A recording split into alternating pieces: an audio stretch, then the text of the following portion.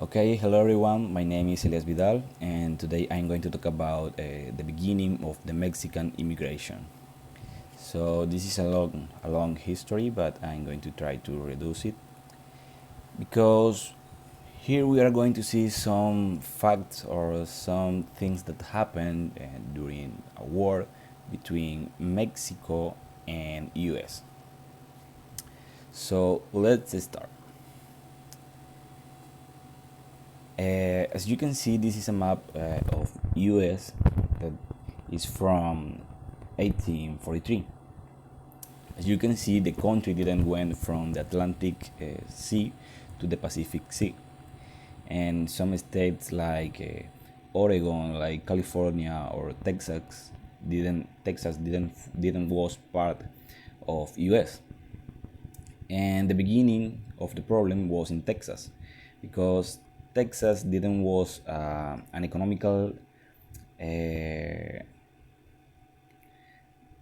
didn't was economically a good land for Mexico, because there didn't was any industry or something like that, and also there were only living some natives, so it was like useless for Mexico. So Mexico decided to rent this land to US, specifically to the settlers that were in US. So it was the beginning of the problem, because the settlers came to Mexico using slaves that was totally illegal in Mexico. So also they were coming also there were coming more and more settlers every day. So Mexico decided to do something about that, because it was becoming a problem for them. So Mexico sent militaries to show them that they were still Mexico. But it didn't was the end of the problem. It was just the beginning, because as the Seagulls lost the first battle, they they their reaction was send more Seagulls. So in the second battle of or the second war, they won and they get this land. So it was another problem, because Texas became an independent republic, the Independent Republic of Texas. And Mexico said that, as you can see in this map, all the green part didn't was part of Texas, but US said that it was part of Texas. So it became a claimed territory, because didn't was part of Mexico, of US, or part of the Independent Republic of Texas. So the next problem was this guy. I will show you.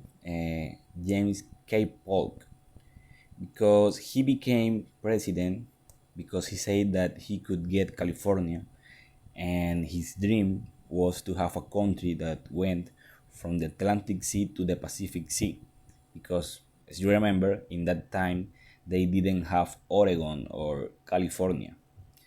But the plans of James K. Polk was to have California to get all that land for the country. So the first movement that he did when he became president was offer $25 million to Mexico for California, but Mexico didn't accept that offer. So the next movement that he did was a dirty movement, because he sent a group of militaries to the claimed territory that uh, didn't was part of US or part of Texas. So he sent that small group just to have a reaction from Mexico. So Mexico sent a big group of militaries, and obviously they killed all the militaries from US. So with that reaction, James K. Polk went to the Congress and said that Mexico shed American blood. And that was the beginning of a war between US and Mexico. As you can imagine, Mexico lost that war, and US get California, Texas, and the claimed territory among other states. And also in those days, Oregon became part of US. So US became a biggest country in few years. So as you can imagine, okay, I will show you first this map. This is the map that we know nowadays. That includes Oregon, California, Texas, among other states that are part now of US. So as you can imagine, after the war, Mexico was in economical problems because they lost the war, and the only thing that US did was pay them $15 million for California, and that's it. So Mexicans had many problems in their country, so they decided to start to immigrate to US because there was a better economy. And still in US were living some families that were Mexican because, as you know, that land was part of Mexico before being part of US.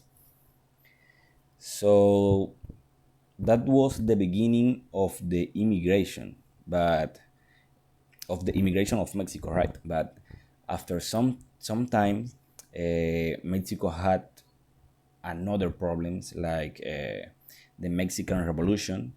That was another thing that make some Mexicans go to US, among other problems. So I want to finish with this reflection. Mexico opened its border and was stolen. Nowadays, US has a wall to show them where the border is. As you can see, here we have the wall and US and Mexico side by side. So that's it, and thank you.